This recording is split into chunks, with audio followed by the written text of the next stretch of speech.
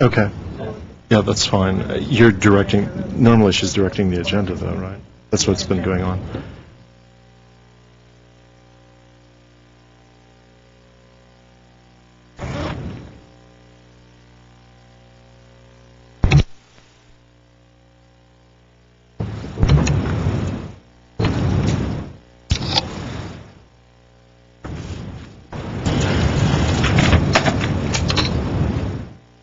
I'm ready, Mr. Miller. Okay. Good afternoon, everyone. We're calling the meeting to order, the Glendale Water and Power Commission meeting of May 5th, 2008. May we have a roll call? Present. Commissioner Foley. Present. Commissioner Miller. Present. Commissioner Gallo. Present. There's been a motion that we have the oral communications brought to the front, at least in this one case, and I think we've agreed to go ahead and do that in this particular case. Mr. Milano.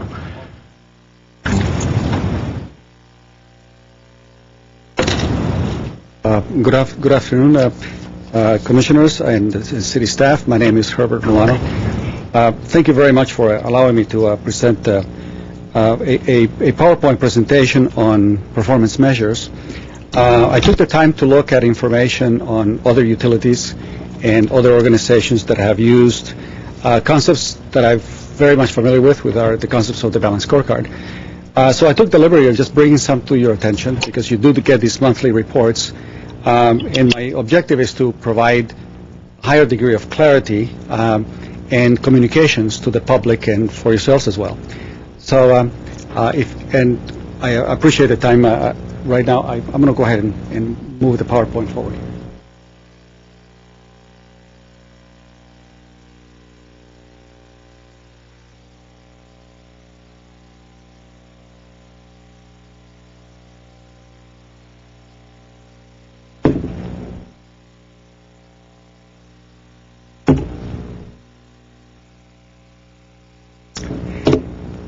This is basically performance management for an electrical utility.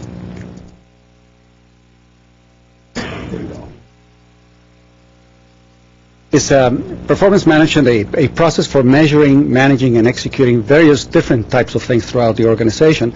Many of these I brought because of the fact that your department is leading, I guess, in my opinion, all the other departments in the city of Glendale with its adherence to reporting on performance measures.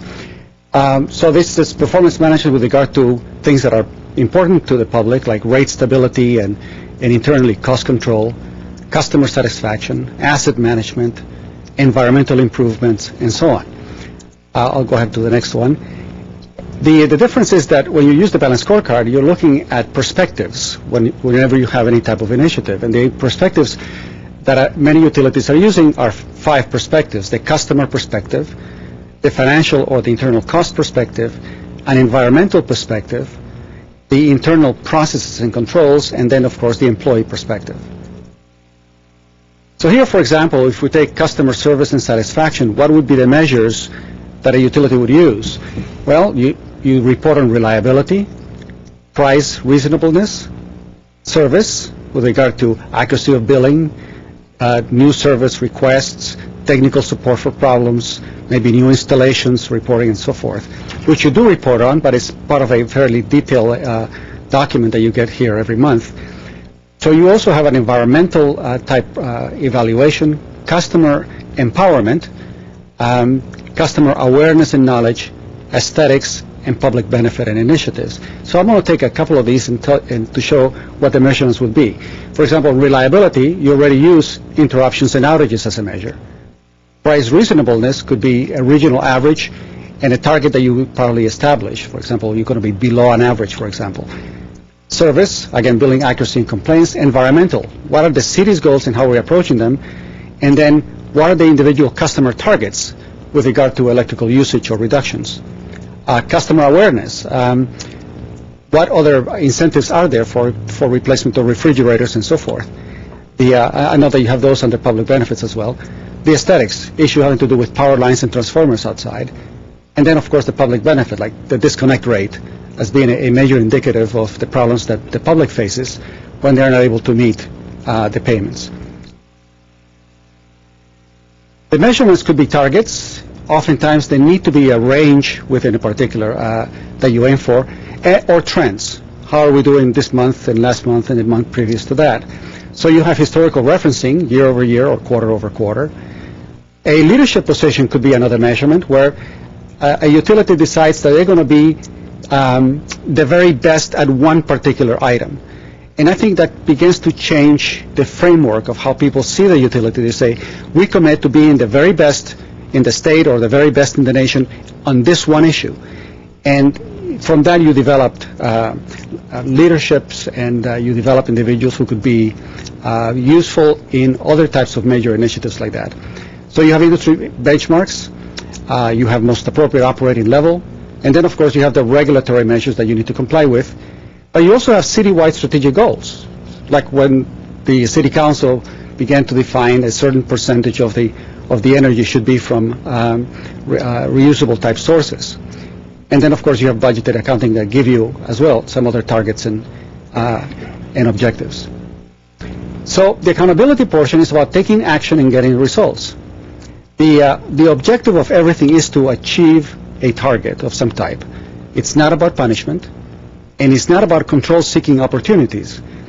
It is to encourage an honest assessment, define responsibility, to provide knowledge and feedback, and to provide some self-empowerment and initiative and risk-taking. And that's also part of this accountability portion. It's part of creating a culture that extends beyond what is normally expected in a governmental agency. So one of the objectives of a good strategic plan, then, is to reinforce a commitment to a strategy internally, to create a mutually team-oriented approach, meaning if one fails, we all do, and to stay focused on results. And I think that's the theme on all of this. No matter what you do, you stay focused on the results that you want to achieve. You develop verifiable performance message, and you informed all of the stakeholders with regard to how you're doing. And in a way, you're doing that here every month, except that I find that there's a significant amount of information, and sometimes the key things are lost in all the detail. It is also to improve the internal processes, develop clear lines of accountability, develop a visual alignment at all levels. So I'm going to move forward because I know I only have 5 minutes. And so if you were to take, for example, a report on asset management, you find, here's an example on boilers, the number that have a life beyond its life expectancy.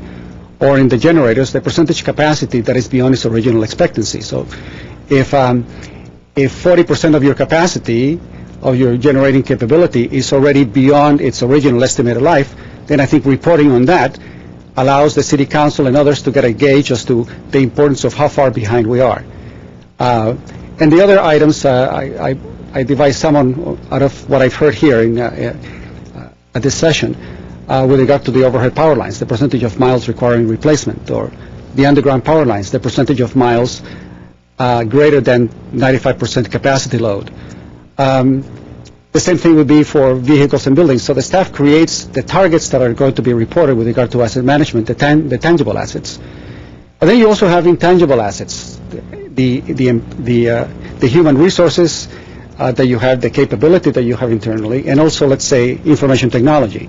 But I didn't do one for information technology. So in terms of employee measures, the number of employees per megawatt hour that was required, or the number of employees per 100 miles of transmission lines, or in terms of customer response, the number of responses per 1,000 residents that you had to respond to, or overtime as a percentage of the regular hours worked, or injuries, the disability hours as a percentage of the total hours worked, or safety, lost work days per 100 employees, retirements expected in the next 3 years, and so on. So you begin to get a continuation of these targets and measures for tangible and intangible objectives. And the alignment there are different ways of aligning it. This is just one of the ways, where you define what your mission is, you define the objectives to meet your mission, and then for every business unit, you establish all of the key performance indicators. And so every department, every section, and every individual has to report so that overall you get a full report on all of these measures. Here would be measures for, let's say, operations and maintenance hour ratios, fuel consumption per megawatt, purchase power in terms of megawatt, contractor hours as a percentage of regular hours. This is one that I wish many of the departments in Glendale had, because many departments do have a significant number of contractor hours, or sick days taken as a percentage of the work days by department, injury and illness per 100,000 hours worked, off-job injuries. Some utilities are using this measure of off-job injuries because it impacts significantly what happens at work. If the person is not available, it doesn't matter whether they were injured on the job or at home, it still impacts it significantly. And then downtime in terms of hours per quarter. So this is my summary. For every objective that you create a measure. But you always looked at answering the question, how does it impact it from the customer's perspective? How this initiative impacted with regard to the environmental perspective? How would it impact the internal processes that you need to develop to make it work? What would you have to do for employee learning and growth to make it successful? And then what are the costs associated with it? So whether you're buying a new boiler, whether you are initiating a new customer information service software, you always look at those perspectives in order to be able to establish your objectives and measures. Thank you very much. Thank you for the presentation. Were there any questions, comments? I just have some brief comments. Thank you, Mr. Milan. That was very interesting and informative. But I was wondering, what have you found in Glendale that is lacking about all these objectives that you're trying to measure? Is Glendale not doing any of these, or what have Glendale done that maybe what percentage of perspectives that you presented have we met? Well, a couple of things. When I look at the reports that become available to you, and you look at your most important objectives, I would love to see a top-down approach with regard to your macro objectives. You know, have we reached those first? But oftentimes the reports give you the micro numbers first, and the main objectives get lost in all of this amount of data. So the city does collect a significant amount of data. I mean, many of the reports that you get have so much detailed data that you wondered, all right, what is the policy that we need to change? How do we evaluate how this particular unit is working? Because you get way too much data for the type of at the level that you happen to be able to say, we may need to take a look at, let's say, this problem in human resources or in personnel by next month, and we need to establish certain targets. So it's a way of developing policy. But the part that bothers me to some extent is the fact that the emergency, the bond measure that the city needed to create for $100 million, because the state of the valves and the pumps and the reservoirs was not clearly, presented to the city council. At least they claim it wasn't clearly presented to the city council. And I think that to the public at large, to figure out that if it's within your prerogative to be able to establish the right amount of transfer, well, if you're making the transfer and the council is unaware of the capital improvement needs, in other words, the asset management portion of this, then if that wasn't clear, then we'll take actions and policies that are not going to address your problems. And so they will remain hidden. So that's where I'm coming from. I don't know if that made it clear. Well, just want to know specifically what Glendale can do now in terms of your measures that you want Glendale Water and Power to look at. I mean, is there anything specific that we want to focus on? Because we can't really spend, I don't think staff can spend all the time trying to gather information or present the numbers in a way that you have presented up here. We just want to know what is important that we haven't been doing that you think it is important to do now, and maybe save the other things in the future. Increasing the level of communication by reducing the amount of information and focusing on the big numbers. For example, on the section on measurements with regard to the objectives for asset maintenance. I mean, that's huge because those are huge dollars. So for us to know that X number of miles of underground conduit needs to be replaced, then all of these measures are non-financial measures. They are, and by not being financial measures, then it's easier to grasp for yourselves and for the public. And then later on, finance can say, well, this is the financial impact on the fact that, let's say, let me give it a hypothetical number. that 60% of the generating capacity of Glendale is way past its life expectancy. Now, that's a very huge number, and I think that number should be upfront, in any report with regard to someone who's going to give you only a few minutes of evaluation with regard to your needs. And so for the general public to know, wait a second, we have generating capacity that was created in the 1940s and early 50s, and with a 27-year lifespan, we're basically, trying to maintain it at a very high cost, but at the same time, it doesn't provide for long-term reliability and in long-term type of investment that is needed to be able to maintain the city in a most effective position. Thank you. Thanks for the presentation. I know it took quite a bit of time, and we have been discussing recently about different ways of reporting things. I'm sure this will be looked at the staff level, and we'll be seeing what can be done. In particular, I think the idea of trying to report on some of the functions of the organization independently of the engineering capital type work, which often gets, or O&M, which often gets attention, as will be helpful. We'll proceed then with the rest of our agenda. Consider minutes of the April 7th meeting.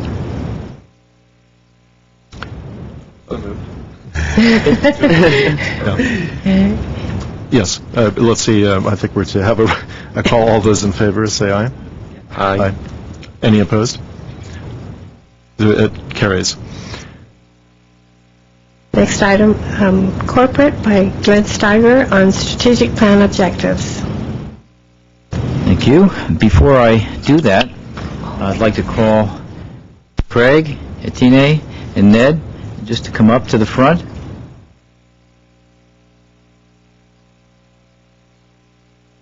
Caught them by surprise.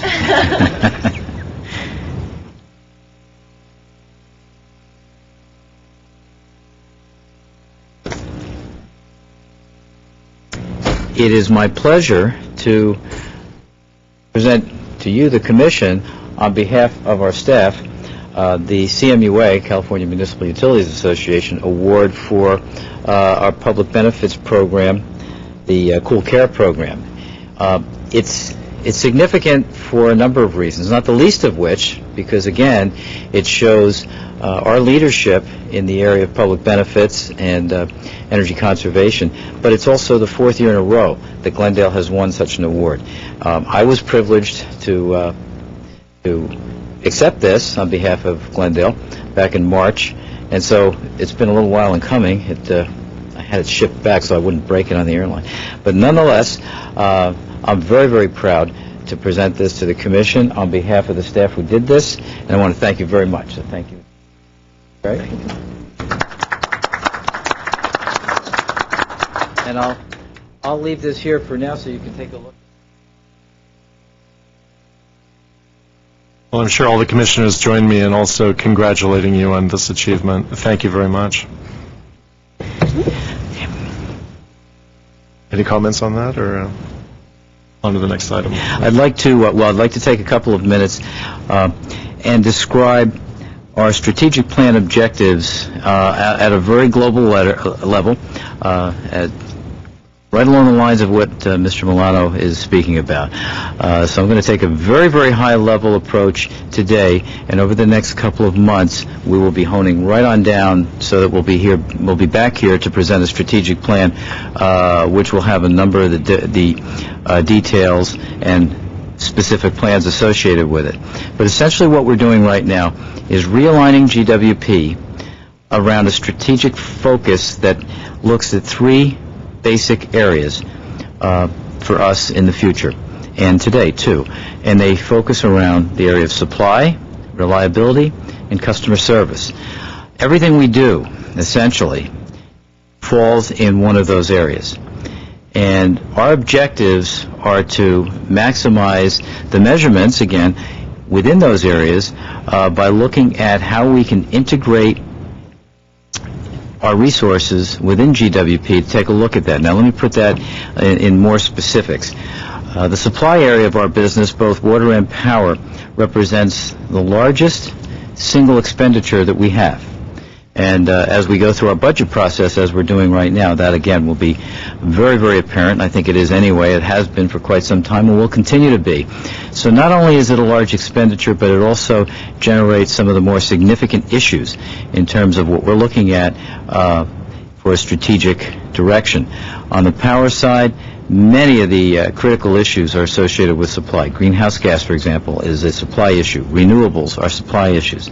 On the water side, availability, long-term availability of water is key, obviously, to our survival. So the supply side of our business has a lot of influence on what we're doing and where we're going. The reliability piece of our business essentially is the operation and maintenance of our infrastructure. We've talked a lot about the need to continue to update our infrastructure, put significant resources into it. We've done that. We will continue to do that. It's critical that the infrastructure is maintained and operated in a way to keep reliability at the highest possible level. And then finally, on the customer service side, we generally think of customer service, and Tammy will give a report momentarily on the billing and the meter reading and so on, but it's far more than that. It includes things like the programs that we offer to our customers in public benefits, the demand side issues that we're now looking at, and things like smart grid, which we've talked about. We're going to talk a lot more about that. We've started to initiate analysis into where we need to go for smart grid. Now, when we look at these things individually, they all have their own issues. But what we need to do is integrate. And by that, I mean, if we look at the supply issues, we have both power and water supply. We have customer service issues, which generally are associated with demand side, the customer side of the meter. Then they're connected through our infrastructure. So there's an integration, but we need to do a whole lot more than that. The smart grid will start to look at ways of connecting directly the supply and demand issues through the infrastructure. So everything we do from this point forward will focus in those areas to start to look at how do we integrate, and by integrating, we gain a much higher level in those areas, again, that Mr. Milano just spoke about, in terms of our measurements, our reliability, our long-term sustainability. So that's what we're doing right now. We're putting together a realignment. The first thing we'll do is start to fine-tune the organization a little bit, and it is more of a fine-tune. The good news is that Glendale is in pretty good condition from an organizational standpoint, so we have some course corrections and fine-tuning to do, and then more of a focus from a budgetary, capital improvement focus on how we start to integrate. And that's what our plan will look like. So from a very, very high level, that's what we're aiming at. We understand that there's certain issues that, still are day-to-day operations and maintenance issues, but from a longer-term standpoint, that's what our strategic plan will look at. We will look at how do we address these issues, how do we integrate, and how do we develop a far higher sense of customer service. So you'll see more and more that what comes in front of you, we'll look at that. You'll see more and more that what comes in front of you is more integrated and more uniform. What we're also trying to do is have our various departments, be it water, be it power, be it reliability, be it customer service, present in a uniform way that makes sense, that's not as ultimately detail-oriented, but still gets the point across and is the same regardless of whether we're talking about water, power, or any of our other various areas. Thank you. Questions? I just have a few questions, Mrs. Steiger. You mentioned the three items, supply, reliability, and customer service, as our key strategic initiatives. Correct. What about rates? I assume rates would fall into those key categories, but I assume that we want to still be competitive within other utilities. So I imagine these programs will be costly, so hopefully we consider rates as our primary objective so that we don't increase everyone's rates by increasing our supply or trying to enhance our reliability, whereas that would mean our rates will go up. So we want to address rates as a key issue too. Rates is a key issue within the customer service area. There's no question about it. And our initial objective in rates is to keep them flat for the short-term planning horizon. And that means right now, within the planning horizon of our next 2-year budget, we're going to try to keep them flat. Now, in saying that, I don't want to misrepresent, because we have a two-stage rate structure. We have a base rate structure, which basically pays for all the things that we normally do for operations and maintenance and capital improvements. And then we have a piece of the rate that recognizes the volatility of fuels and water supply issues, the supply side. That part, unfortunately, as much as we'd like to keep it flat, we are at the mercy of the markets. So we're going to do everything we can there to try to stabilize rates. But we will keep our base rates flat, and we're going to hope to do the best we can on the variable piece. But yeah, I completely agree. We want to be more than competitive on our rates, and we are right now very, very concerned that our rates don't go any higher than they are right now. Good, thank you. Other questions? Do you have a schedule for a rollout of the strategic plan? Right now, the first piece, of course, is we're realigning our organization. So my particular, we want to do this right. Okay, so we'd rather be right than quick. So sometime this summer, probably July or August. And it would be in the form of a written document? Yes. Oh, absolutely. It'll be a written document. It'll be a presentation that we'll give. And it will incorporate all the things that we talk about, including the things that we haven't talked about, like rates and many of the other issues that are associated with the various pieces of supply, reliability, and customer service. It will provide guidance, I presume, to the capital improvement plans that GLEP has, and yes, that'll be addressed in the summer presentation. Oh, very much so. Yes. Okay. Thank you. Any other questions? I think we're... Electrical services reliability instances.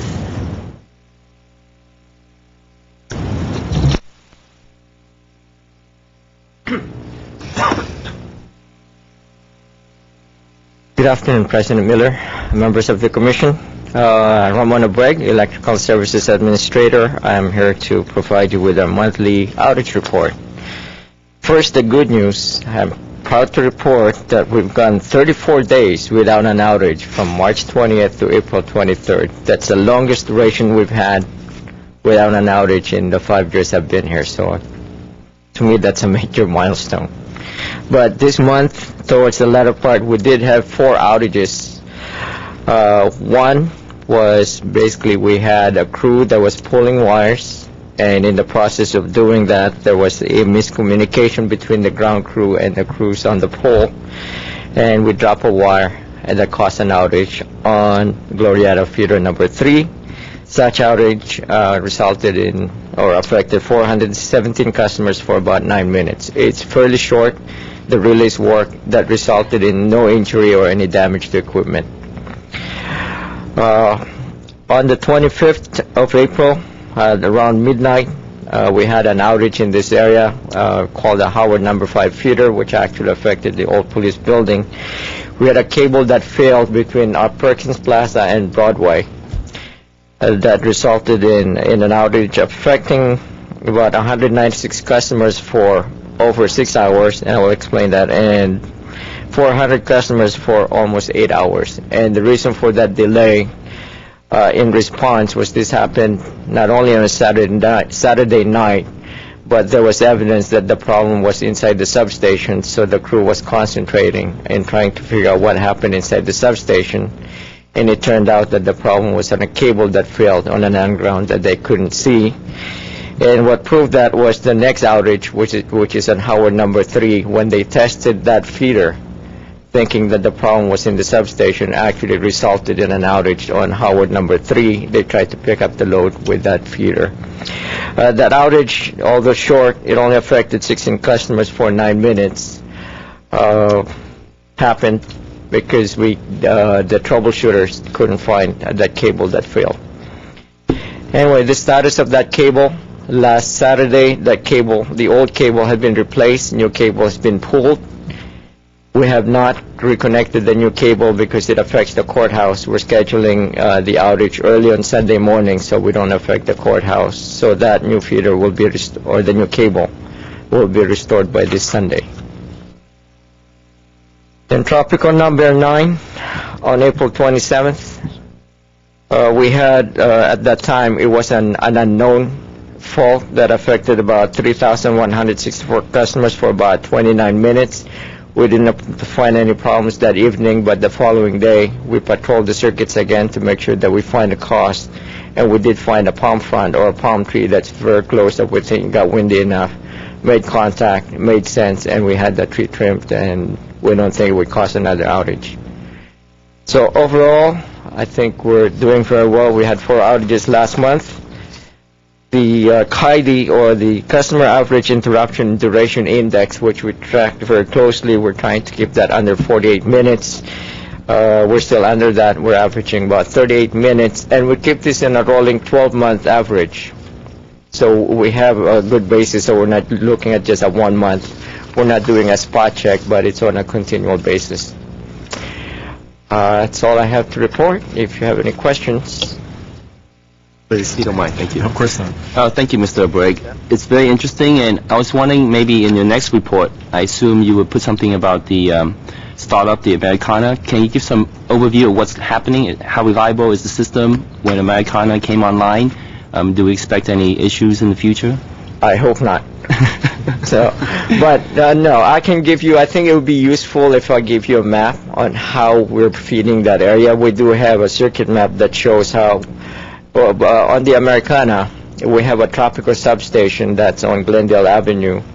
We installed new transformers, new switchgear, and we also extended or run some new feeders going to the Americana.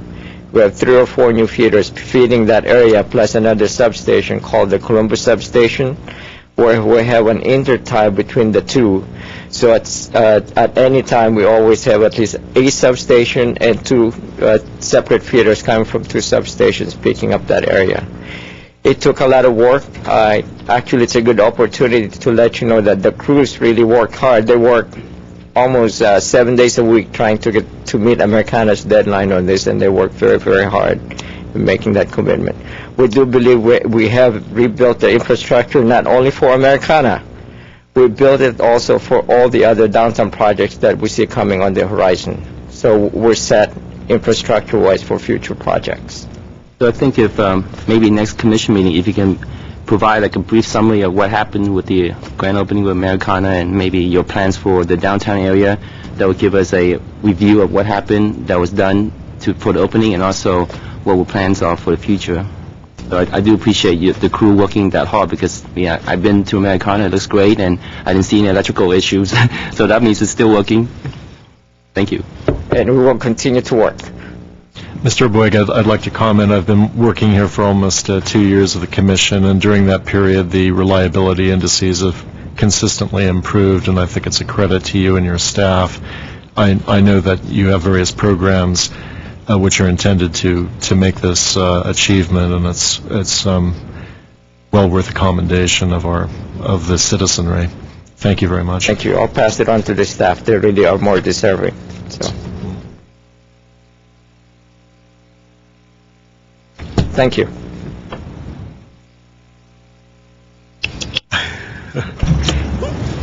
Next item, then. Assembly Bills 2724 and 1499. Good afternoon, President Miller, members of the Commission, and staff. My name is Meredith Manzano, and I'm the Legislative Analyst for Glendale Water and Power. I'm here today to address 2 bills that GWP is currently tracking. That would be SB 1499 and AB 2724. Under SB 1499, it would prohibit the sale or distribution of a helium-filled metallic balloon or any non-metallic helium-filled balloon that has a metallic attachment beginning January 1 of 2010. The first 2 violations would result in a $100 fine or infraction, and then 3 violations and thereafter would be a $200 fine or a misdemeanor. Or excuse me, I apologize. The 3rd or more convictions would result in a misdemeanor, which is a fine not to exceed $1,000 or imprisonment for a term not to exceed 6 months or both. Now, existing law allows both type of balloons, but there are 3 requirements. The first requirement is that there must be a sufficient weight attached to each balloon. The second requirement is that there must be a warning label affixed to the balloons. And the third requirement is there must be manufacturer identification on the balloons. The same penalties would actually apply. Now, the problem is that this existing law is inadequate. 6% of the total outages in the last 3 years at Glendale can be attributed to balloon interference. While this may not sound like that's too much at 6%, that actually translates into 36,000 hours with customer service without electricity and 42,000 customers being affected by these outages. Now, the metal in the metallic balloons and the metallic attachments conducts electricity. So what happens is you have the balloon float up, it gets caught in between the lines, and that balloon acts as a bridge, and it allows the electricity to jump from one line to the next line. And the result that you have is a power outage. Now, balloon interference can result in danger to public safety, economic loss to both the utility and to the customers, and also the reduced electrical reliability. Now, GWP has taken two very aggressive actions in support of this bill. We prepared a letter of support on April 4th, which was hand-delivered to Senator Scott and to the Public Safety Committee, and we also prepared a Senate floor alert, and that was hand-delivered on April 29th, right before the third reading of the bill. Currently, the status of the bill is that there has been the third reading. The bill was not passed. There were 16 yes votes and 14 no votes. But what Senator Scott has done is he has requested a motion for consideration, which has been granted. So at this time, we're waiting to see what will happen on that particular motion. Can I stop you there for a minute before you move on to the Absolutely. next one? So the motion for consideration, that was within the last week, is that correct? That's correct. All right, so that's still pending. That's still And pending. until it's resolved, it's kind of tabled, or it's kind of sitting in limbo for a while? That's correct. And my understanding is if it doesn't pass this time, the bill will officially be dead. Right, because there was an article Our last recently, I don't know if it was in the news press or Times or something else I read, that it was basically a dead bill. Is that Potentially, fairly that's correct. accurate? This is our Okay. last-ditch effort, is a motion for reconsideration. Thank you. Welcome. The second bill I would like to address is Assembly Bill 2724. Assembly Bill 2724 states that a person convicted of grand theft involving any wire, cable, copper, solder, mercury, iron, or brass that is used by a city in furnishing electric service results in a grand theft punishment, and that's if the value of the material exceeds $400. That's also the current law, to let you know. This bill is actually adding an additional measure or an additional deterrent, and that would be that for the first conviction, you have $100 fine imposed in addition to the grand theft penalty. Second or more would be a $200 fine. The fines that are collected would then be placed in the general fund of the utility that brought the prosecution action, and that money would be used for metal theft enforcement efforts by that jurisdiction.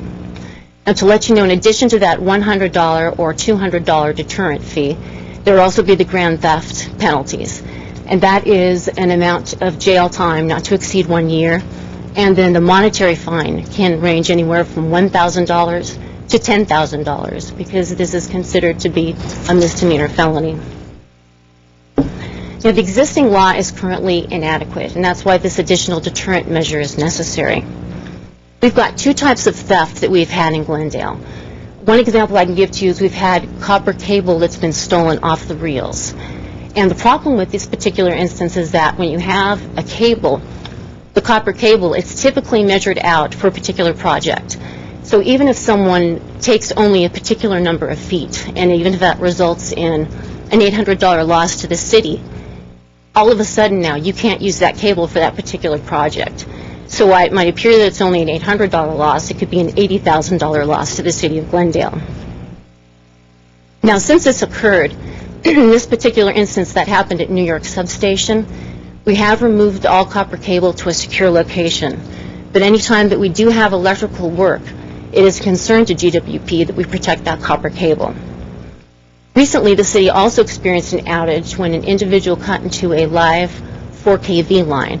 Now, fortunately, the person wasn't harmed, the line wasn't stolen, but we lost power to the surrounding businesses. And once again, you've got the problem of economic loss to the utility and to the customers, potential public safety concerns. Something else to keep in consideration is many times the lights will go out. The traffic lights go out. Now you're also dealing with the danger to the motorists, the pedestrians, the cyclists. It's an endless list of what can possibly happen. And also, again, you've got the reduced electrical reliability. Now, the last instance I can tell you about theft has to do with brass theft, and that has to do with fire hydrant caps. Now, fire hydrant caps are only $89 a piece, and what happens is typically if those are stolen, we're replacing them with plastic caps. But the problem is public safety, because once these caps are removed, you can have soil, you can have particles that will infiltrate that particular area where the cap used to be, and then the fire personnel can't properly attach. Another instance is when someone takes off that cap, the threads can be damaged. And if the threads are damaged, the fire personnel are not going to be able to properly attach that fire hose to that hydrant in the event of a fire. The action that we have taken at GWP on this particular bill is a letter of support. This also was hand-delivered on April 4 of 2008, and it went to Assemblymember Benoit and also the Public Safety Committee. And we have a very positive outlook on this particular bill. We have had no negative votes, and it's being prepared for a third reading. So we have a very positive view that we might get this bill through. Are there any questions? Yes, I wanted to ask about the $100 and $200 fine. That seems like a very low amount in comparison to the fines imposed by grand theft, and also in consideration of the potential damage, economic damage of the theft. You're correct. I mean, it is minimal. I think part of the reason why this bill is doing so well is that they're not looking for an outrageous amount, but it is an additional deterrent. You still will have that grand theft punishment. It's just the additional deterrent of that $100 or $200, and then also it's creating a amount of money for the city to use in the deterrent of the theft.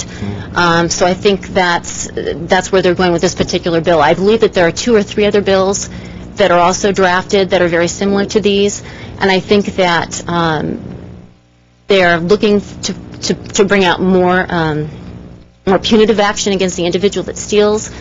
Those aren't doing quite as well. So I think the reason why this particular bill is doing so well is that it's more of a reasonable measure against the individuals. Well, I realize the bill's too far along for any change in that regard. Who drafted the bill, if I may ask? I'm sorry? Who drafted this bill? This was by Assemblymember John Benoit. Okay, yes, you mentioned that.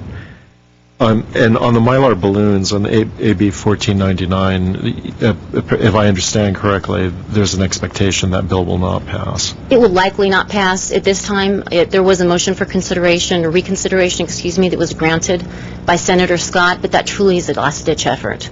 Okay. So we don't anticipate necessarily that it will pass. Can we get a report from you on the fate of these bills? Absolutely. Okay. Thank you. Any other I have questions? a couple more questions on 1499, actually. So if this bill dies as it's expected to, what is the next step? Or has the city of Glendale thought about what to do next? Or Senator Scott, who I guess will be leaving office soon. But At this point, I don't have any information on that. I know that Burbank is actually the entity that is supporting this bill. And at this point, I'm not sure if there's any direction as far as what will we do for the next step if this bill does die. has there been assessment of the 14 no votes or nay votes as to why they were voting against it? Not that I'm aware of, no. And has there, to your knowledge, been any consideration given as to a city ordinance versus a state ordinance to attempt to say, basically, in our area, we don't like the 6% outage rate. You can get balloons in other cities, but how do you deal with it on a citywide basis? It's a very good point, and not that I'm aware of at this time. Okay. Is there any information on why there's resistance in legislature to passing it?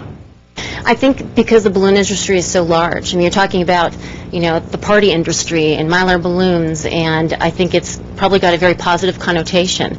And think about the number of stores that would impact from, Ralph's and Vaughn's and Party City, and there'd be a large number of people behind this bill that would be very upset with this. So I think that's a problem that they're running against at this time. If the balloons deflate sooner, then you buy more balloons. More people will make more money. But all right, thank you. Thank you very much. Mr. President, members of the Commissioner, and Commissioner Foley, we have talked in the past about trying to do something locally, and I think the consensus of some of the local utilities was that it was more effective to try to do something region-wide because it can just float right over the border from Burbank into Glendale and vice versa. So we'll kind of powwow with Burbank after we know the fate of this bill and figure out what we need to do next. I guess the reason I raised it is since Burbank was pushing this so hard, and we're on board with it as well, as long as we can get some of the balloons in our area out of the sky, maybe that's a first step. But I'd like to point out as well that most of the SCAPA members have been concentrating upon just the Mylar metallic balloons. In our letter of support and also in our Senate floor alert, we didn't just keep it to that minimal focus. We actually made it clear that we were against both the Mylar helium-filled balloons and the latex helium-filled balloons that have the metallic attachments, because regardless of what type of balloon it is, if it goes up into those lines and acts as that bridge, you're still going to have the power outage. Thank you very much. Thank you.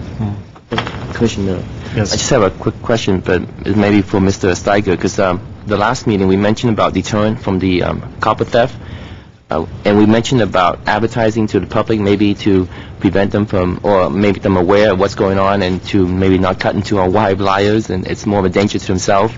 So what's the status on that? Can you?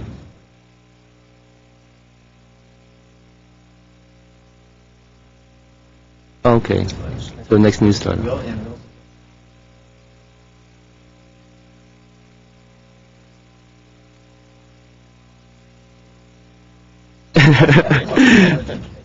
Maybe the neighbors will. Thank you.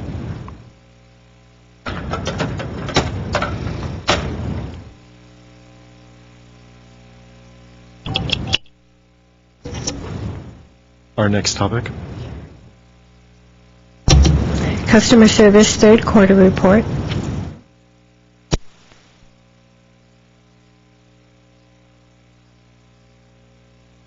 President Miller, members of the Commission, Tammy Valier, Customer Services Administrator.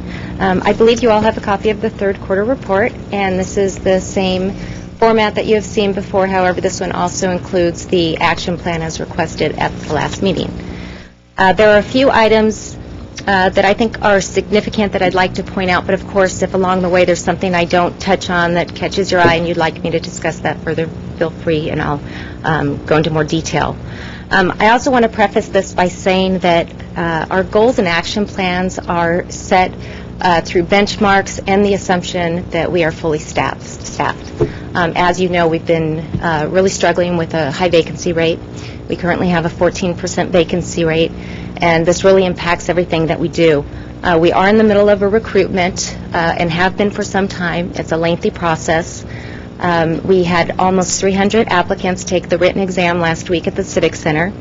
So we are moving forward, but we still have a ways to go.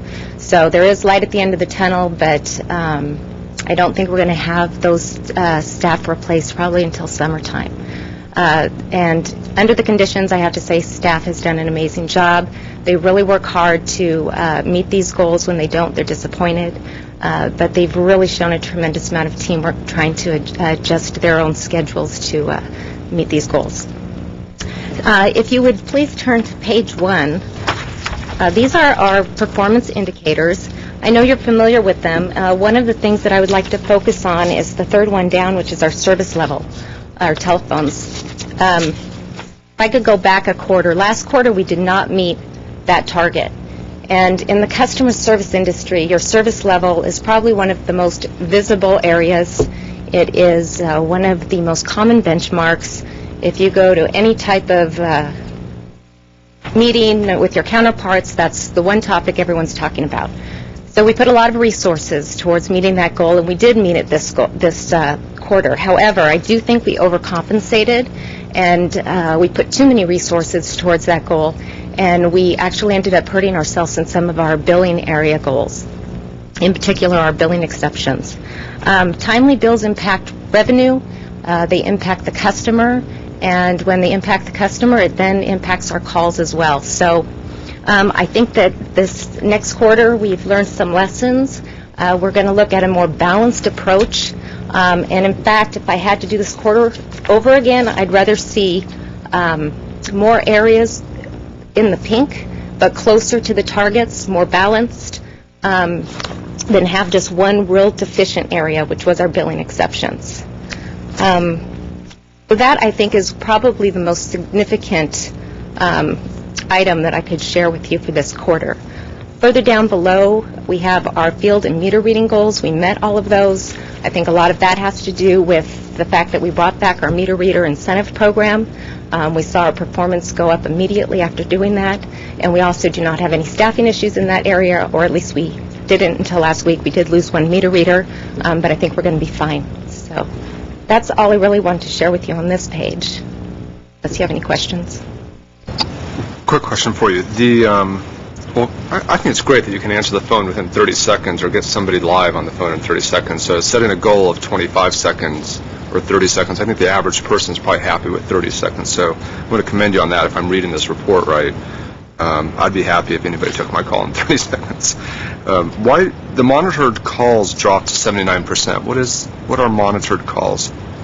We record all of our telephone calls, and we have our lead personnel and supervisors that actually listen to those, and they basically score the customer service rep on their customer service skills, their knowledge, and you can see that this is low. We want a much higher score when we listen to these calls. And again, a lot of this has to do with our staffing. Even our seasoned reps are trying to get through calls faster to get to the next one. We're multitasking in the areas. We have some temporary staff to help us.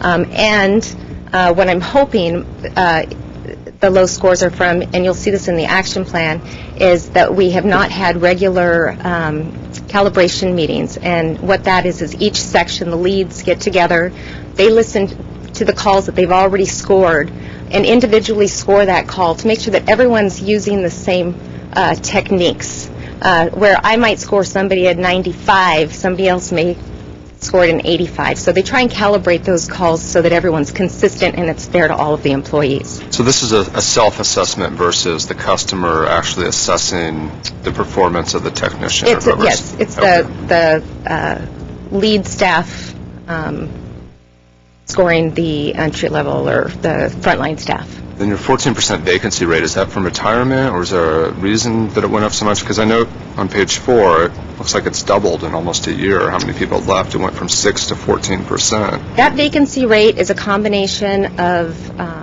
actual vacant positions, and we've also included extended leave. So if anyone's on workers' comp for an extended period of time or maternity leave, we have had numerous people out of maternity leave this year. It's really impacted us a lot. But we also, it is an entry-level position, and we love to see them promote within the organization, and they do. So when there's an opening in another department, or even within GWP, and we've promoted several within GWP, but we've just had a lot of movement. Thank you. Okay, the next page is the production report. I know this is a lot of information, and it's very small. There's only a few things I do want to share with you. At the top section is the customer contacts.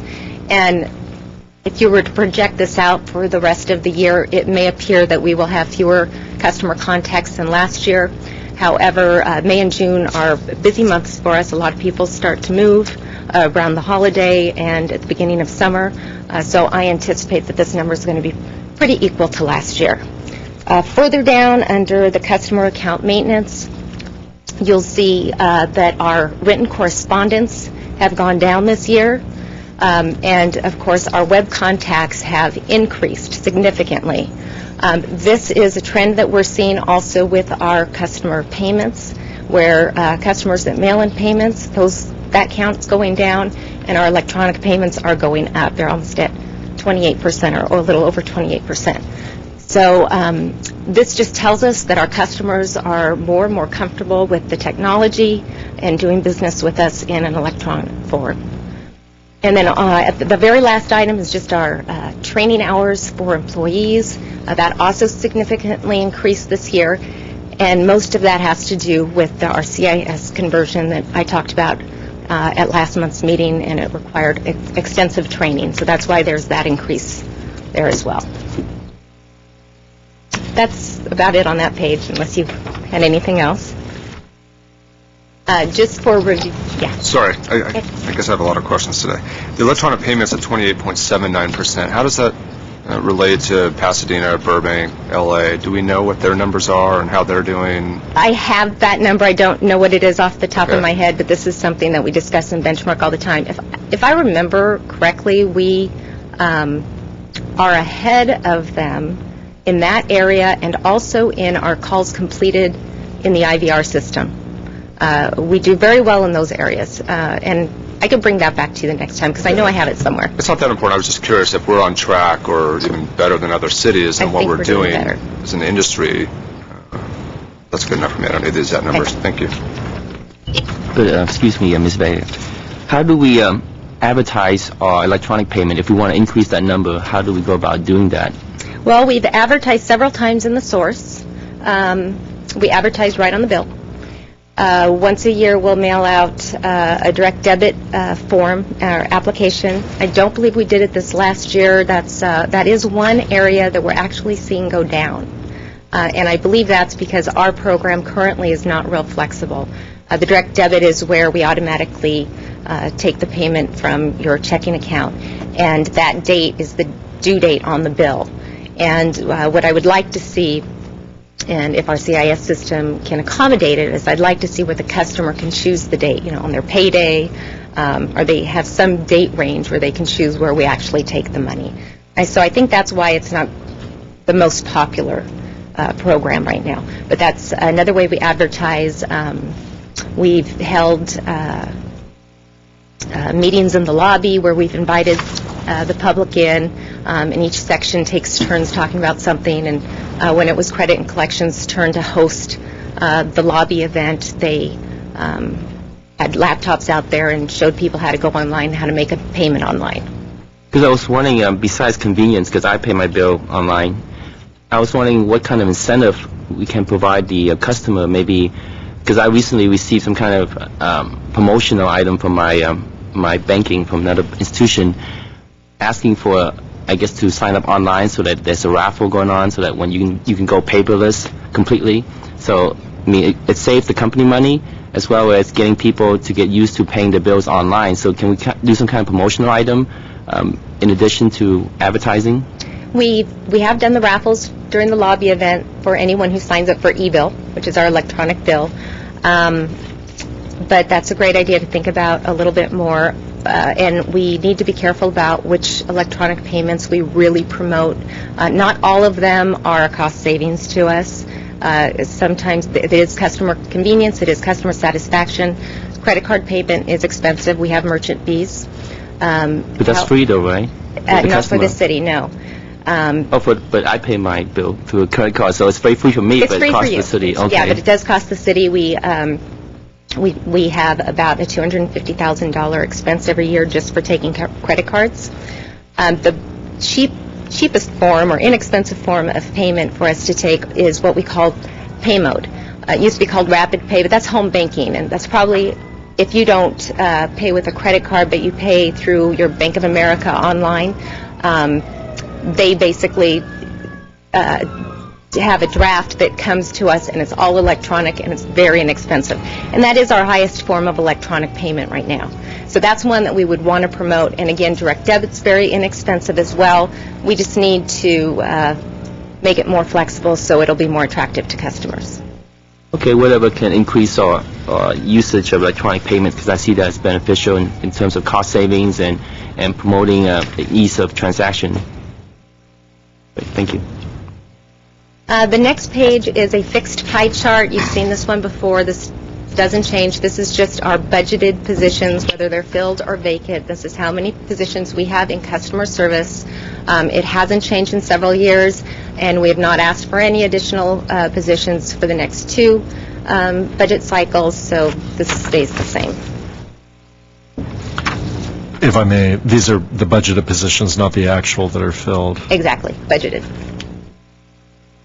And then, of course, the next page is the vacancy rate, and this is just a breakdown of the positions and where the vacancies are in the organization. You can see that in the call center, for example, we have four vacancies.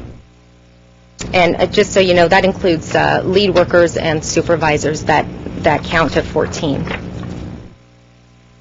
Of those, how many are on maternity leave and expected to return? We have 2 on maternity leave at the moment. One, we have 2 that are gone right now. One that will be going probably in November. I think we had one more before that. They're all expected to return. Okay. So about 3 or 4, 2 to 4 at any given time are maternity related. Yeah. And you have to remember, we do have a young workforce. It is predominantly female, although we are getting more diverse. And we actually have brought on several males in the last few years. So, it's to be expected. Sure. The next page is our 0708 priorities. These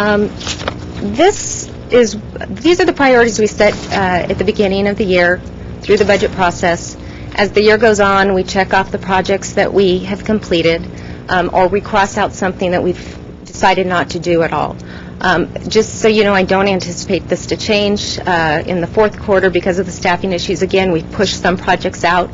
Some of them are things that we just already know aren't going to happen until next year that may need our support. So this, again, I don't think this will change by the end of the year.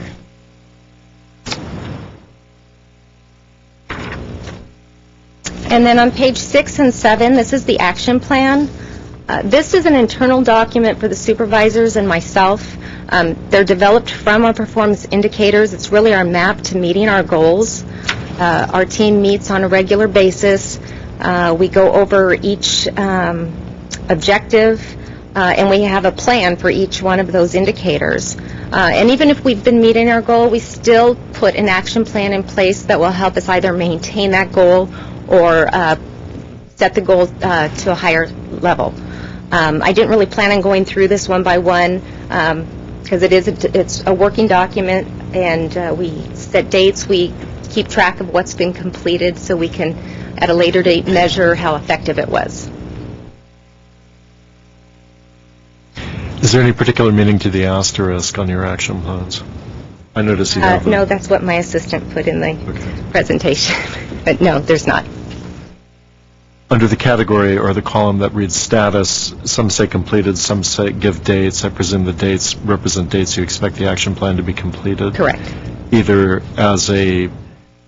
in terms of the action plan being characterized or in terms of its actual implementation? Implementation. Okay. And again, this is a working document. Sometimes these move around. It may have a date of September, and we may actually have it completed by the end of the month. Yes. A lot of these rely on our CIS, and so we may put a modification request into the vendor, and we're waiting on them to make that change. Mm-hmm. And sometimes it happens relatively quickly, and sometimes not. So, again, those are flexible dates. In each case, is your action plan addressing a careful assessment of what the actual causes of deficiency in meeting the goal is or are? Yeah, that's in the discussion when we actually put these action plans into place. Okay. For example, in your service level response to written correspondence, the action plan is implement letter management module. So, in the opinion of those who are knowledgeable about what's going on, that would be a satisfactory action to rectify the deficiency in terms of meeting the goal. Right. In that particular one, it was what are the representatives doing that are taking so much time that may delay them from getting to the next telephone call? And one of them is sending out form letters. The CIS system has a module that actually can take a form letter and merge the customer account number, the customer name and mailing address, maybe usage history, really just at a click of a button. So that's something that we're working on setting up right now. If I may go back on your graph with respect to your vacancy rate on page 4, your average vacancy rate, well, first let me say that if we consider the period from, let's say, last October to now to be unrepresentative because it has a fairly high vacancy rate, excuse me, your average vacancy rate seems to be run around 9% or so. And are you confident that the goals you've identified here in this document could be met at that kind of vacancy rate?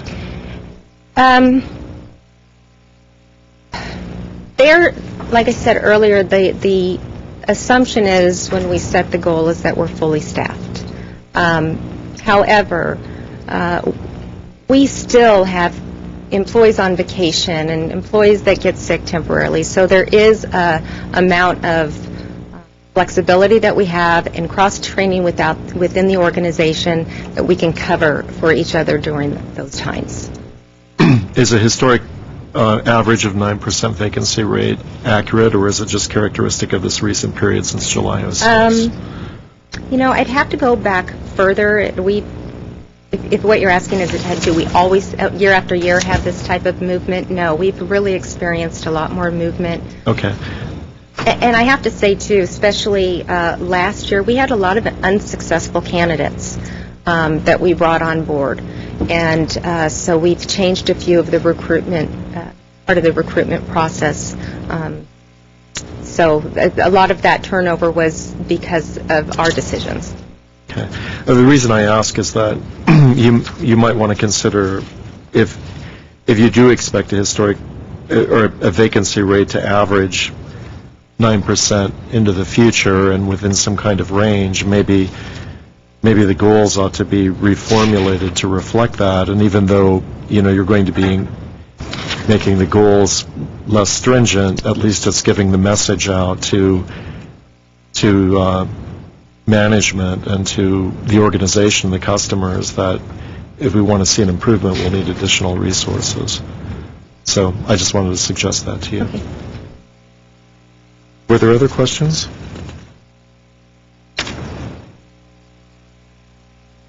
Okay, that is all I have for the third quarter report.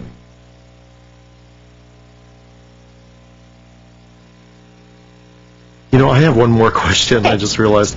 On your page 1, you had for service level response to written correspondence percentages for the 3 different quarters of 96%, 94%, 96%, and the goal is less than or equal to 5 business days. I take it the percentage is that only 96%, for example, in the third quarter of written correspondence actually had responses within the goal. Right. Our goal is to have 100% of all written 100%, okay. correspondence within 5 days.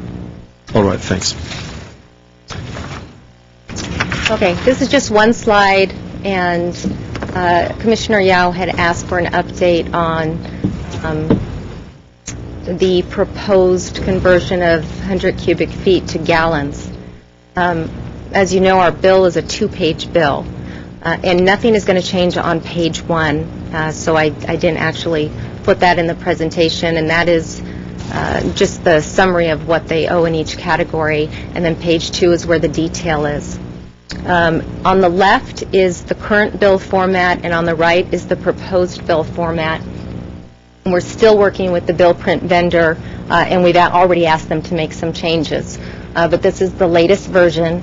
At the top, you'll see they have the electric and water, the meter number, the rate, the prior read, current read, number of days, and then the usage in kilowatt hours and 100 cubic feet. And then on the new format, we've added a column which is usage in gallons. So it converts, I can't even see it, I believe it says 2,400 cubic feet to the 17,952 gallons. So that's how it would be displayed to the customer so they can get an idea of how much water usage they're using. And then the other change, that change we believe will be made relatively quick, hopefully in the next 30 days. We'll be able to add that to the bill. The other change is at the very bottom, the usage comparison. We have changed that to a graph for both water and electric. It doesn't have as much information as far as the daily average, but we think this will catch customers' eyes a little bit better, and they can look over the past 12 months at their usage. Now, this is not accurate information. For example, this is a bi-monthly bill, and right now they have 13 months on there. So once this is perfected, there should only be 7 months there. And we also want to change the last bar for the current, so they can see what the current usage is for the current month. So this is what we're working on. You have any comments? Oh, thank you, Tammy, for putting this together. But I read somewhere on the staff report that AMI for the water meter is coming. So is there a way we can break the bi-monthly bill into monthly, even though we bill them bi-monthly, so that the customers can see on a monthly basis, year over year, what they're using rather than on a bi-monthly basis? Even though we still bill them bi-monthly, but if we can break that down by monthly, is that doable? I'm sure it is doable. You know, once you have AMI in place, there are so many more things that you can do. So I think that is very doable. One presentation that we saw with a vendor was a similar graph, but they had the average temperature for the year, a red line going through it. So if their usage was really high in June, they could look at it and say, oh yeah, June was really a hot month. Because you have to remember, we bill 2 months later, so sometimes they forget how hot it was 2 months before. And we always have our customer service reps have a chart of the weather for the last year, because we get so many questions related to high or low usage, and that really helps us. So having that right on the bill would be, I think, very helpful to customers as well. Well, that's why my point was, the more segmented the bill can be, then the more the customers can identify which month, or pretty much maybe which week they use so much water or so much electricity, so they can maybe accommodate next year or the following month on when to cut back. Right. Thank you. Okay. Very nicely done, thanks.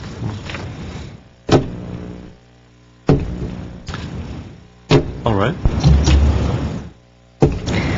Water conservation update. Mr. President, members of Commission, hello, my name is Atine Hartunian, and I'm the Public Benefits Coordinator. I'm here to present our water conservation update. Thank you. As you can see from the chart, in March, our water production was up 22%.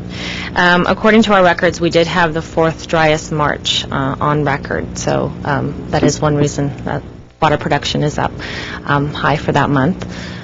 Our next chart provides usage by customer type. And as you can see, the numbers are slightly reflected. However, you have to keep in mind in the chart before this, the production information is in real time, when the usage information in this particular chart is over a 9-month period, but usage is usually reflected since we bill 1 to 2 months for each customer. So depending on that type of customer, the usage, it's good to compare the two in the long term than it is to compare in real time. So you're always going to see a difference. But if we look at this chart in the long run, you'll see more of a difference based on production and usage. What are our next steps? We are providing landscape classes again to residential customers in the summer, which is going really well. We usually have about 50 customers per class. We provide them information on water conservation and low water use plants. We are planning the same type of training for planning and neighborhood services within the city. We are looking to create a website targeted just at water conservation. Our current website does have information on water conservation, but we want to kind of have a separate site that customers can go to, which is just about water conservation, that provide them tips, targeted tips for customer classes such as small business, large business, and residential. And we'll also provide rebate information, both commercial and residential rebates. We are also looking at working with homeowners and property management companies, possibly scheduling in-house meetings with them and providing them outreach materials, directly providing them rebate information available from Metropolitan Water District. We have developed magnets for our GWP fleet cars. Those will be placed on the cars by the end of the month, and they just say water, don't waste it. And customers can see that as a reminder to not waste water. And we are also looking into local advertising, such as maybe billboards or bus stop advertising, just to remind customers about water conservation. That is my brief update, conservation. Quick question for you on the conservation with restaurants. Has there been a process of following up with them? Just because I eat at one restaurant fairly regularly, and they ignore the little table flags that are even sitting there. It's a really well-known Glendale restaurant that I won't name. And I asked the guy that delivered the water, I said, why are you bringing water? And he said, well, I didn't know. I was told to bring it. And so it may look good that we have them on the table, but I question whether the restaurants are really following up and whether that's a significant percentage of the water. I guess every little drop helps. Right. The significant users are obviously the residential customers. We did send out another information letter to restaurants. Of course, we can't control. They do put the table tents on, but again, they might fail to remind their employees that to serve water because they're so used to doing that. So, but we can definitely follow up with them. We have distributed over 2,000 table tents to restaurants. So we have a lot of restaurants participating in Glendale, and if there are customers that see restaurants that aren't participating, they could let us know, and we'd be happy to contact them. Or I will. Let us know. All right, thanks. Just one comment. There's recently a lot of articles in the LA Times and the Glendale newspaper about water conservation and inadequate supply in the future. How do we leverage those type of media and let the people know that this is what's happening? It's not just the city trying to conserve, telling the city, the customers to conserve water, but it's affecting the whole country and maybe particularly in Southern California. How do we leverage these type of media outlets? Well, I mean, of course, it's the same across the board, so all of us are doing our part to let customers know if we are going to be facing mandatory water rationing or not, and where our situation is in terms of water and our supply of water to customers. And I think it's something that we have to worry about at this point, about going into mandatory rationing, but I think it's just same across the board where customers are seeing it and reading about it and all over. Okay, so at this point, we shouldn't concern our customers about mandatory or rationing of water? Well, mandatory rationing could be on the horizon. We're not sure if it's going to happen this year or possibly next year, depending on our water supply and, of course, usage and rainfall measurements. But, it's something to think about, obviously, in the back of everyone's mind that it could possibly happen, and that's why we're taking steps to help customers conserve the water now so we aren't forced with mandatory water rationing. And if that does happen, then we face that issue, and there are certain restrictions that we will apply for water usage. Okay, I'll be interested in maybe in the future meeting to get updates on what we need to do to start looking at the next level in water conservation. I'm not sure. I think there were 7 steps that we need to go through, and I think we're in step 1 now. We are in phase 1. We are looking at revising our ordinance for step 2. So we are looking into that and planning ahead for that. So. Do you know what the schedule is for that? We are in talks with, we are working with a company to develop that, and we'd be bringing that to your attention in the near future. But we are meeting with them and coming up with a certain rate schedule for our phase 2, if we have to go into phase 2. We'll be ready for it. Thanks. Comment here. One of the mechanisms through which we've been able to achieve such success in water conservation in Southern California, I think, is through the use of financial incentives through low-flow toilets and shower heads and things like that to and distribute those to customers or provide rebates and so forth. And I'm wondering if there's some other opportunities for Glendale or the water industry in general to look at specific kinds of uses and incentives we could provide, such as, for example, if there's an incentive associated with xeriscaping. And perhaps that's something the staff could study and perhaps report on. I haven't looked at statistics specifically for Glendale, but I know that lawn watering can be a significant portion of residential usage, and so perhaps that might be an area where we could achieve some success. So I'd like to suggest that. I'll bring it up during the agenda forecast, but I thought I'd mention it at this point. Okay. Great. Were there other comments? Thank you. Thanks. Chevy Chase 968 Reservoir Update. Good afternoon, Mr. Chairman, members of the Commission. Peter Kavunas, Water Services Administrator. I'd like to pull up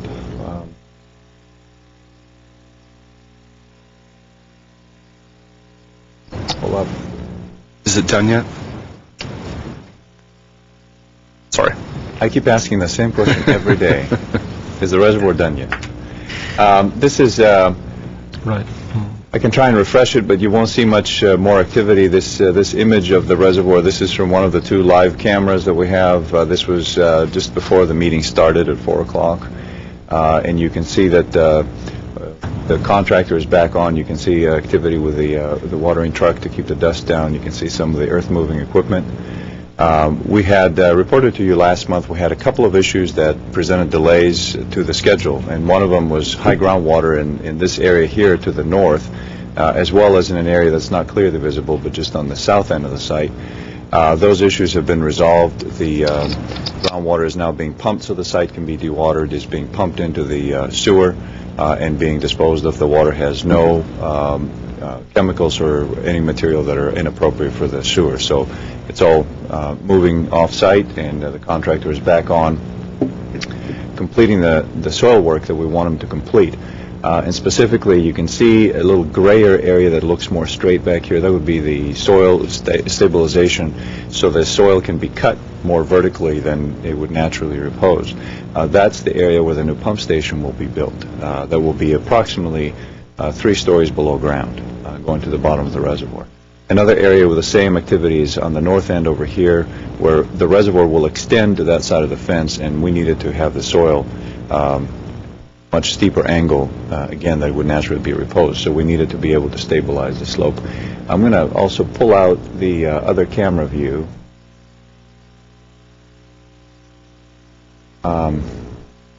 I look at these cameras every day, and if I don't have a chance to go to the reservoir, this is about as good as being there. So now we're looking at the north, from the east side, from the street, looking out to the site. The camera that you were previously viewing from is about in this tree right here. What you see here is a trench, and this is where the contractor will be laying pipe. That's the pipe that will be bringing water into the reservoir and taking water out of the reservoir, and it leads right to where the pump station is going to be. So we're pretty much ready to start laying piping underneath the reservoir. Moving along quite well. The other issue that had posed a delay last week and the 2 prior weeks was the soil and materials that were substances that may have been mingled in the soil. We've done extensive testing and found all those substances to be naturally occurring, and so the soil moving is now proceeding on schedule. There's no treatment or any special disposition that's required. That's all I wanted to show you on those slides, and the last comment to make on the Chevy Chase reservoir replacement schedule is that the contractor has asked officially for a change, and that is to have the ability to work on Saturdays. And the ability to work on Saturdays would be to do work on site only without hauling material in and out of the site, so there's no additional truck trips on Chevy Chase. And it would also be, instead of the start time of 7 a.m., it would be on the start time of 9 a.m., given that it's a Saturday. We presented that concept to the community. We went to one of the homeowner association's meetings and presented that along with the contractor so everybody could ask all their questions. That was received positively because, as you can understand, it will shorten the duration of the construction, we estimate, by at least 2 months. So people were more than happy to have that change.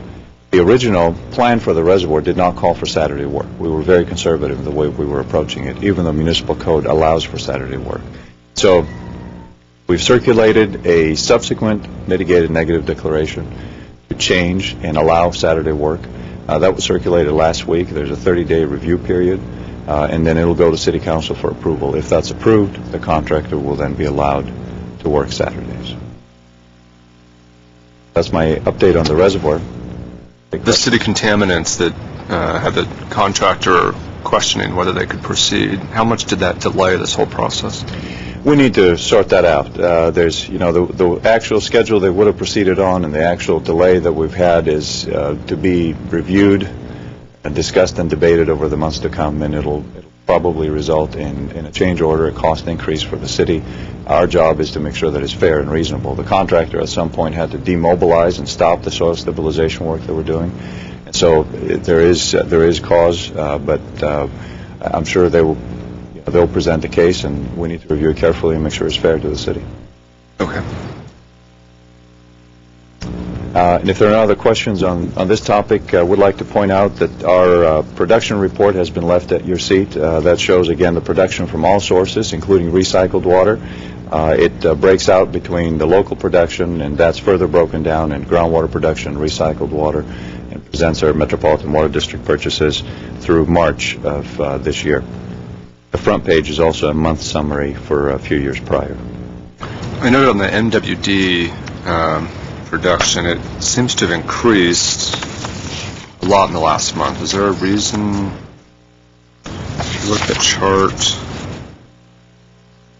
the MWD deliveries.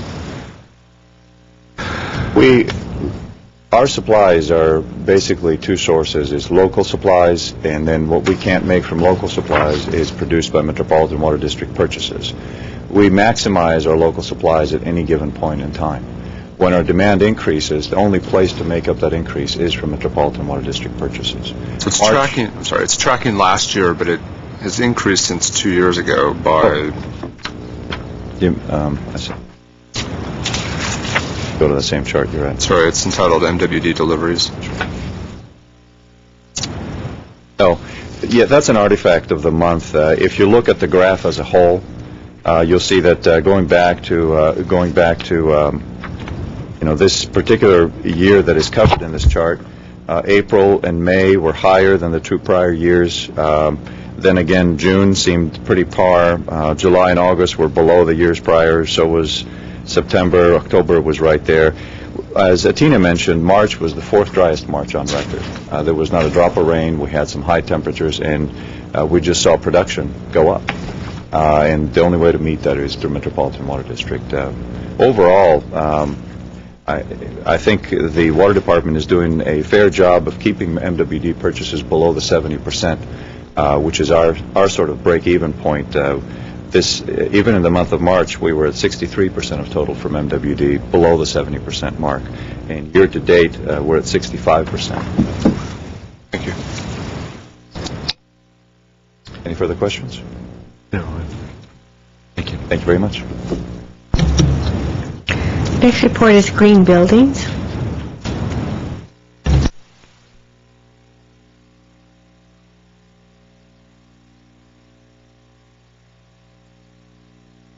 Mr. President, Commissioners, my name is Craig Keenan, the PBC Marketing Manager. Actually, I have the next item, too, so the city, let you know, I don't have to go sit down and get called back. For the Green Building Program update, our programs were passed by the City Council on April 22nd. The Green Building Program was one of them, and so we'll be looking to market that program in the next few months. We're working with planning, community development, and on a city program. We have a meeting this Thursday. We're hoping to have a council agenda item in June. There was a switch of presidents of that committee. Planning's leading the way on that. So we're going to be meeting again May 8th, and the goal is to have something by June. That's the update on that. That was the city facility? No, that would be the next one. Oh, the green building. Okay, so green building. So we're coming up with some action items to implement a program that was approved by the city council. My understanding, the city council had asked planning to look at what other cities were doing in terms of green building, and during that process is when we came up with the GWP program. Now, our program's been passed. The city is going to be looking at additional things they might do in terms of the laws that govern the building in Glendale and things like that. Ours is more of a voluntary. We provide incentives and support for it. Planning was going to look at codes and more of maybe a mandatory type program. So that would be buildings for new and reconstruction? Yes. And also for private buildings as well as city-owned buildings? Yes. Okay, yes. So pretty much encompass everything. And that item it'll go through what other cities are doing and present a list of options and maybe some recommendations to the city council. Good. Thank you. Next item. Oh, energy conservation in city buildings. Since the last meeting, since the Green Building Committee was working so well, I volunteered to head a city energy conservation committee. And basically, all the departments are represented. We've met once, and there was 3 departments that weren't there, so we met again, and we got started the second time a little late, or had to go over other things that we had done in the first meeting. But we're on track. We're going to meet again on the 15th. If you look at a 10% cut in city energy, that's $700,000 or more a year. So that's a big amount. And so we're looking at ways to look at maybe people-based energy savings, where people are in charge of their own work areas and things like that, and technology-based solutions too. We had installed $3.5 million worth of energy-saving equipment in 22 buildings about 4 or 5 years ago. So we maybe look at retro commissioning type work on those to see if they're still operating the way they're supposed to be. There are some things that could be done in the new police building, where they didn't have an energy management system, so their energy management system right now is they go around and turn off the lights. Yeah, well, I mean, it's working, but it's just, so there's several things we can look at in terms of people-based kind of solutions and technology-based. That's where we're at with that. So we will see a plan or some sort of a, plan put together for city facilities after your meetings are completed? That is our goal. Our goal would be to come up with some policy guidelines on what people are responsible for on the various levels of city management from the top on down, plus a plan as far as looking at auditing buildings and things like that. The people-based stuff you can do relatively inexpensively, but it's the technology-based will depend on, where the funding might come. And the other thing, GWP will take the lead or not necessarily? Which one, the green building? The facilities. The facilities, yes. We're taking the lead on that. Thank you. Thank you. The next item is old business. Oral communications, again, we have that. Can we go back to oral communications? Other persons. Yeah. Sure. I'd like to call Fran, excuse me if I mispronounced your name, Majorano, to speak. Okay, thank you. Good afternoon, President. Everybody, hi. I want to properly address you. I've only done this once before in my life, and I am here due to the fact that when I rented little back house, there's a front house and the back house. The plumbing overflowed very badly in my rinse cycle, and they never fixed it right. City Neighborhood Services was helping me with this, and they were supposed to hire a professional plumber, and they never did. And it's happening again. It started on Wednesday, and it was very little, and then it's full-fledged where the bathtub is backed up. I did buy a new technology at CVS. It's a digital throwaway camera, and they put it on the DVD, which I have 2 copies of that. They never fixed it properly, and it really never did the flushings properly. And now it's doing it again, and I have to move. And I want to move because it's like a little back house in the prairie. Nothing moved right. The City Neighborhood Services came in. They thought they were going to have to give me 72-hour notice and tear it down. I want to make no bad karma for anyone, but when I knocked on her door the first time, she had a busier client. She had a better client than me after we just put $2,800 out. I thought I was part of that client system. Apparently, I wasn't. So anyway, things happened, and due to my mother's illness, some things I couldn't take care of, and I have a fibromyalgia on my back. So I did the best that I could, and now I have the same problem I had when I moved in, I have now. I have not washed my clothes in 5 days. I don't even feel like sitting down anywhere. And I have the Department of Water came out last night. I said, just don't bother anybody. I don't want any commotion.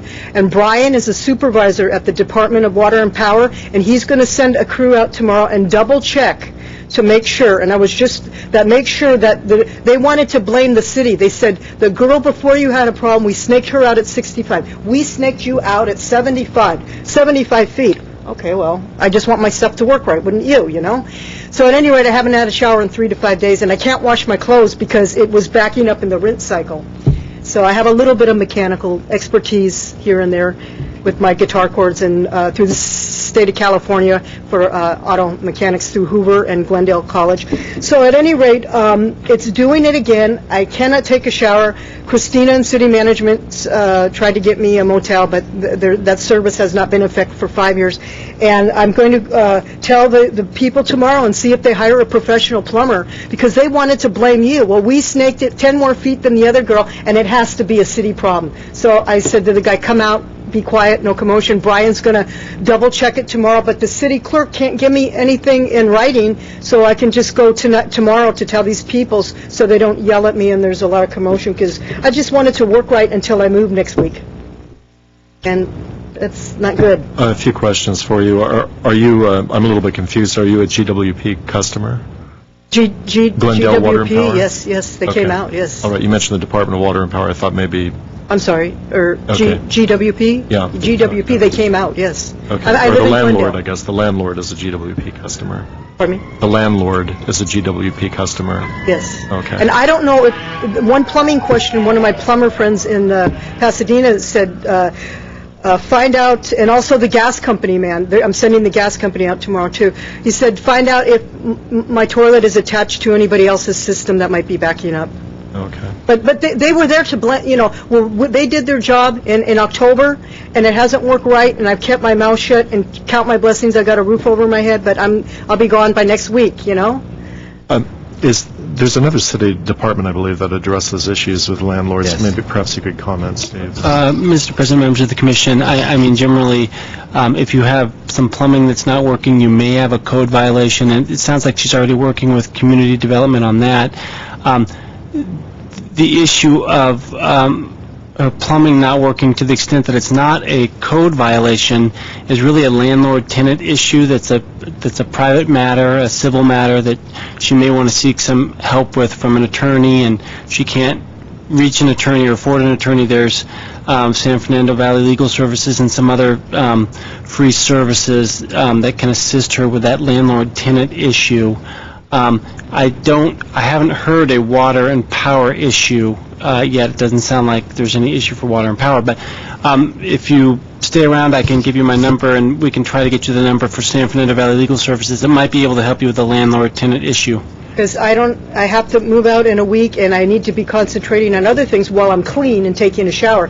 And the other thing is that the refrigerator is an energy waster, and I was down at Neighborhood Services, and I got a form from the water department down there, and we just decided, forget it, move, because the refrigerator was $300 and in the bill, and it shuts off for hours at a time, so it's got to be taking a lot of electricity, And nothing, it's like a little house on the prairie, but nothing works right in it. So I wanted to set precedents. I called the news press, just like when we had the baby seat. Before we had the baby seat in the back of the car, that law, I would like to set a precedence where either it's conjuncted with a WWW in the Glendale News Press, or I can't see how she can put her phone number and try to rent the place again. Can we set a precedence and have a double-check system on this, please? Well, as I indicated, it is kind of a private civil issue. If you stay around after the meeting, which I think will be over in just a few minutes, I'll be glad to find a number for you, and we can go from there. All right, then, thank you. You're welcome. Let's see, old business? Back to old business. I'm sorry, go ahead. Old business. Okay. Any old business? New business?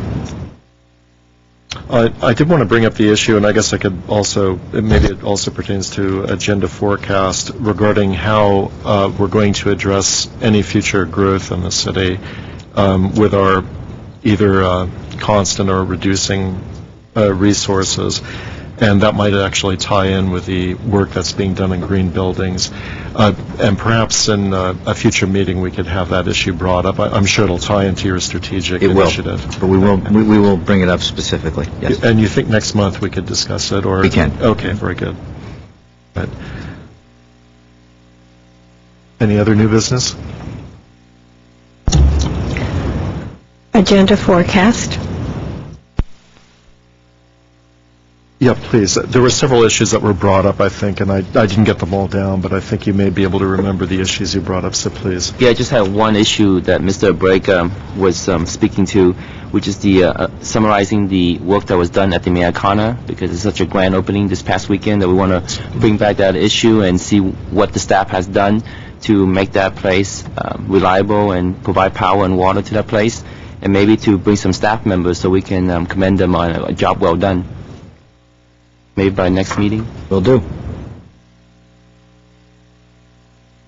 Okay. One thing I think it would be worth doing, if not next meeting, perhaps a future meeting, we could have an update on the cash reserves in the water system now that the rate increase is put in.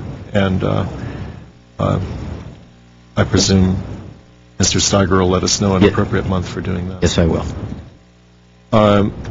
We also, earlier in the meeting, we talked about looking at other opportunities for financial incentives in the area of water conservation, such as for xeriscaping, so I just wanted to mention that. And then Commissioner Yao brought up some issues about water conservation. I think a re-examination of the phases and also the condition of the ordinance. Is that correct? That's right. Maybe to just put it out there for the customers to know that it could be coming. Maybe the stage 2 water conservation could be coming, and potentially future mandatory and rationing of it. So the further advance we notify the customers, or just to put that awareness out there, the better. It's worth looking at it anyway. It's going to be such a big part of the strategy of Southern California for addressing water resources that we should look at it. Anything else? I think we covered everything. Well, I'd like to thank everybody for their participation in the meeting. Do we have a motion to adjourn? So moved. Seconded? All those in favor say aye. Aye. Any opposed? Thank you. The meeting is hereby adjourned, and we'll see you at the next meeting, which is on June 2nd, 2008 at 4 p.m. in Council Chambers.